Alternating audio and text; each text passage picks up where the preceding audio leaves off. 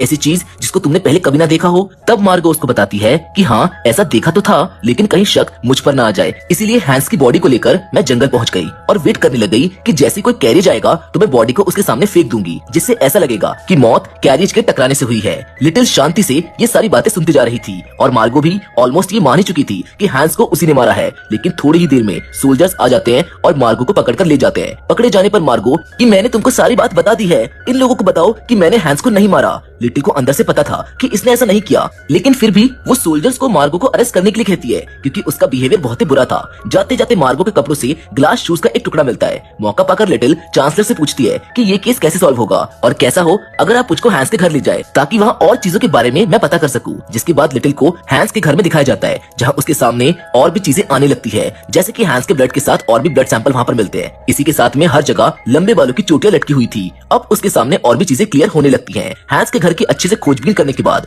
Little chancellor से case solve करने में मदद मांगती है। अगली सुबह सिंड्रेला अपने घर में काम कर रही होती है, तभी वहाँ पर प्रिंस के साथ सारे के सारे रॉयल गार्ड्स आ जाते हैं। चांसलर अपने हाथ में ग्लास शूज लिए सिंड्रेला के सामने आकर कहता है कि हम शहर की सभी लड़कियों को ये शूज पहनाकर देख रहे हैं, जिससे कि उस लड़की का पता चल सके जो कल बॉल में इसको छोड़ गई थी। ये शूज उसी को फिट होगा जिसका ये है। और अब सिंड्रेला जैसे उस शूज को पैर में डालती है तो वो उसको एकदम फिट हो जाता है, यानी कि आप सब समझ जाते हैं कि सिंड्रेला ही वही लड़की है जिसको प्रिंस पसंद करते हैं। ये जानकर सिंड्रेला की खुशी का कोई ठिकाना नहीं रहता। तभी सिंड्रेला की दोस्त लिटिल वहाँ पर आती है और इस मर्डर मिस्ट्री के सारे राज खोलना चालू करती है, जिसमें वो बताती है कि हैंस का कत्ल मार्गो ने नहीं बल्कि सिंड्रेला ने किया है। सिंड्रेला अपने ऊपर लगे इन सभी इल्जामों को पूरी तरह से मना कर देती है। तब लिटिल बातों को क्लियर करती है और बताती है कि उस दिन जंगल में सिंड्रेला कबूतर के साथ अपने जूतों को दफना रही थी। खुद उसने लिटिल को बताया था कि हैंस उसके भी बाल काटना चाहता था। दरअसल हैंस सिंड्रेला को देखकर समझ गया था कि ये बहुत सुंदर लड़की है और इसके लंबे बाल अब नहीं रहने चाहिए। हैंस झूठ बोलकर और झूठे वादे कर कर सिंड्रेला को कहता है कि मैं तुम्हें खूबसूरत बना दूंगा, जिसके बाद वो उसको अपने घर पर बुला लेता है। और जब सिंड्रेला हैंस के घर पहुंचती है